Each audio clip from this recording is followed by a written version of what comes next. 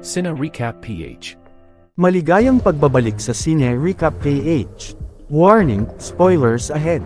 Ang pelikulang itatampok natin ngayon ay patungkol sa dating US Army na umuwi sa kanyang lupang sinilangan para magsimula ng panibagong buhay, ngunit na-discover niya na ang dating kaibigan ang sumisira sa kinabukasan ng kanilang bayan. Ang pelikulang ito ay ang American action crime film na ipinalabas 2004 na pinamagatang Walking Tall. Bago tayo magpatuloy, paki-like ang video at mag-subscribe na din sa channel na ito. Maraming salamat. Ang dating US Army Special Force Sergeant na si Chris Vaughn umuwi sa kanyang maliit na bayang sinilangan matapos ang ilang taon, para sa panibagong simula ng buhay at balak maghanap na lang doon ng trabaho sa isang lokal na paggawaan ng kahoy sa kanilang bayan. Ngunit ipinasara na ito 3 taon na ang nakakaraan ng may-ari na si Jay Hamilton para sa itinayong kasino. Dumating doon ang sheriff na si Stan at nakilala si Chris bilang isang tunay na sundalo kaysa sa kanila. Sa pilitin siyang isinama ng mga ito bilang respeto at inihatid siya sa kanilang tirahan, at bago umalis hinikayat siya ng sheriff iboto ito sa eleksyon upang manatiling sheriff ng bayan. Pagdating sa bahay ng magulang, masayang-masaya ang kapatid ni Chris nang makita ulit ito. Lumabas din ang magulang niya nang marinig sila at nakita ulit si Chris sa loob ng 8 taon na nalamang hindi na siya ulit aalis pa. Ang kapatid niya may anak na lalaki na nagngangalang Pete, ngunit masyado itong suwail na bata na naalala nilang ganun din si Chris noong bata pa ito. Kinabukasan habang nagkukumpuni si Chris ng kanilang bahay dumating ang kaibigan nitong si Ray matapos mabalitaan na nakabalik na siya. Masayang-masaya na nagkita ang dalawa pero hindi na umiinom ng alak ang kaibigan matapos siyang malulong noon sa ipinagbabawal na gamot. Nakulong siya ng 2 taon pero nagbagong buhay na ito. Nasabihan na rin ni Ray ang kanilang mga kaibigan sa pagbabalik ni Chris at tamang-tama na ang araw na iyon ay Sabado kung saan madalas silang naglalaro ng football, pero dumating doon si Jay Hamilton ang dati nilang kaklase at kaibigan ni Chris na isa na ngayon sa makapangyarihang tao sa kanilang bayan kasama ang mga tao nito para maglaro sila kagaya ng dati. Habang sa mga oras na iyon dumating din doon ang pamangkin ni Chris sa lugar, nakita niya ito kasama ng mga kaibigan na mga masamang impluwensya sa kanya. Seryoso masyado ang laro dahil noon pa man madalas natatalo si Chris kay Hamilton, ngunit masyadong mapanakit ang mga kakampi ng kaibigan dahilan ng natalo na naman ang grupo ni Chris sa laro. Bilang pagbati sa pagbabalik ni Chris sa kanilang bayan, inimbitahan ito ni Hamilton sa kanyang kasino ng isang gabing kasiyahan. Dumaan din ang pamangkin na tila minamaliit si Chris sa kanilang pagkatalo. Pinagsabihan niya ito sa pakikipagkaibigan sa masamang impluwensya sa kanya ngunit binabaliwala lang ito ng bata. Kinagabihan nagtungo na ang magkakaibigan sa kasino para maglibang. Pagdating sa loob ipinatawag sila ni Hamilton sa VIP lounge upang ipaalam sa kanila na sagot na niya lahat ng kailangan nila roon. Dinala si Chris ng mga kaibigan sa isang pribadong silid kung saan may babaeng sasayaw. Masayang-masaya si Chris sa napapanood ngunit nakilala niya ang mananayaw na ang dati nitong kasintahan na si Danny at nagkita ulit ang dalawa pero nakaramdam ng hiya ang dalaga. Bumalik na si Chris sa mga kaibigan na naglalaro ng sugal, ngunit napansin nito na may pandaraya sa laro. Ipinakita ni Chris sa lahat na dinadaya ang mga manlalaro ng dealer. Agarang dumating ang mga security para pigilan si Chris sa panggugulo. Nang ilalabas siya lumaban si Chris sa mga ito at isa-isang ginulpi ang mga security ng kasino subalit masyado silang madami, kinuriyent si Chris dahilan nang nawalan ito ng malay. Nang magising hawak na si Chris ng mga tauhan ni Hamilton na nalaman nilang dati siyang special force, nang kukunin ang kwintas sinubukan pa nitong lumaban pero pinagtulungan siya at may ginawa sa kanya na hindi makakalimutan. Iniwan si Chris sa tulay kung saan may nakakita sa kanya at dinala sa ospital. Nag-alala ang magulang nito sa nangyari buti na lang ligtas na siya ngayon ngunit ang sheriff pinapalabas na kasalanan pa ni Chris ang nangyari sa kanya dahil sa paglalasing. Binisita din ng kaibigan si Chris sa ospital na nasa maayos na ang kalagayan. Sinabi nitong hindi na katulad ng dati ang bayan na kanilang kinalakihan. Hindi nagtagal nakalabas na si Chris ng ospital, sinalubong ito ng pamangkin at biniro sa nangyari sa kanya habang nagpapagaling na muna siya sa bahay. Nang tuluyan ng gumaling si Chris ang una niyang ginawa ay maipagmaneho ang sasakyan, lumabas silang mag-ama para mamili ng kahoy na naalala ni Chris na madalas itong bumibisita sa trabaho ng ama sa pagawaan. Pag-uwi ng bahay dumating si Hamilton para kausapin si Chris sa nangyari, ipinatanggal na niya ang tauhan pero masama pa din ang loob ni Chris lalo na sa ginawa sa kanya. Inalok ito ng kaibigan na magtrabaho na lang sa kanya bilang kanyang head security, pero tumanggi si Chris lalo na sa mga masasama nilang gawain. Bago umalis nagbigay ng pera si Hamilton kay Chris kabayaran sa nangyari, hindi rin ito tinanggap ni Chris dahil balak niyang magsampa ng reklamo sa pulisya.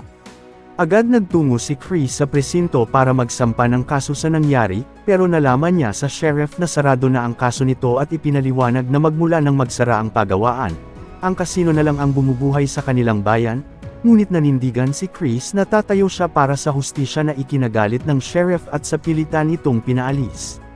Pag-uwi ng bahay binisita siya ni Denny para ibalik ang jacket niya noon pa. Nakita sila ng ina na nakilala siyang dating kasintahan kaya lumabas na muna si Chris para doon mag-usap.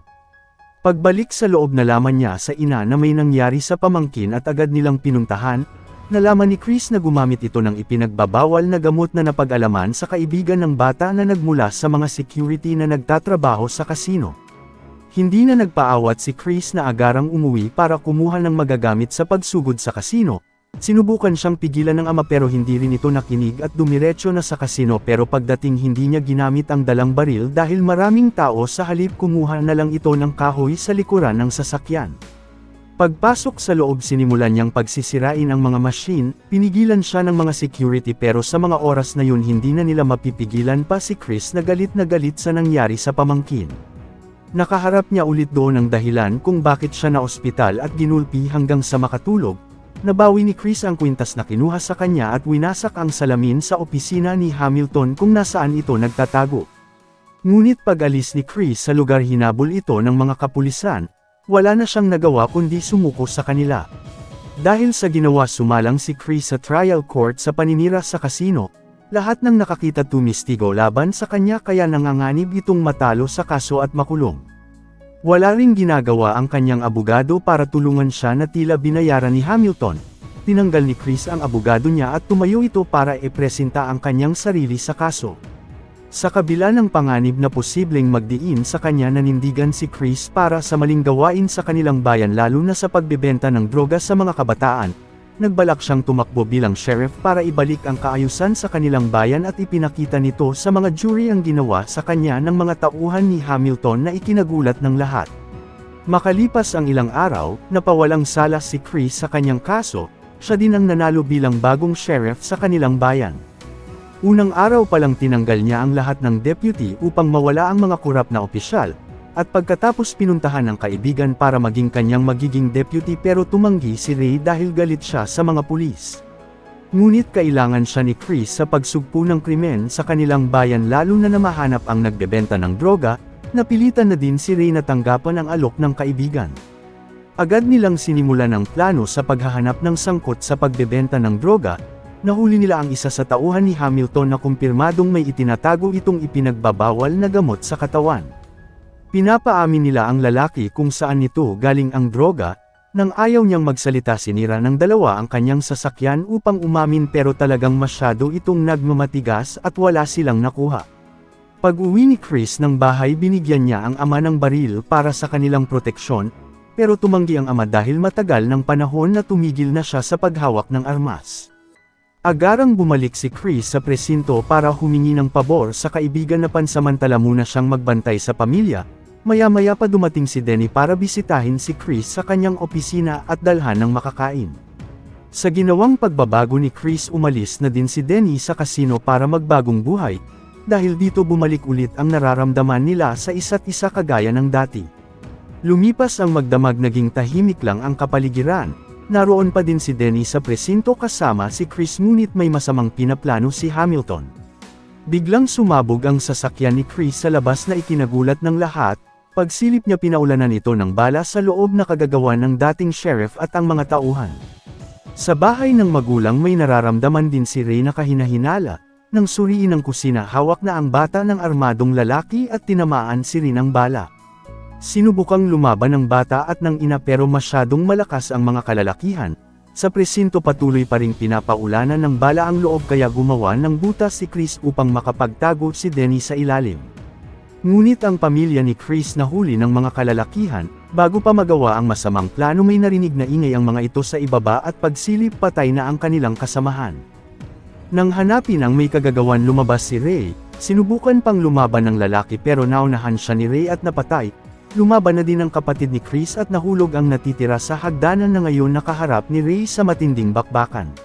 Samantala, humingi ng tulong kay Chris ang bilanggo kaya bumalik ito, pero sa isang kondisyon na ituro ang kinaroroonan ng laboratorio ng droga.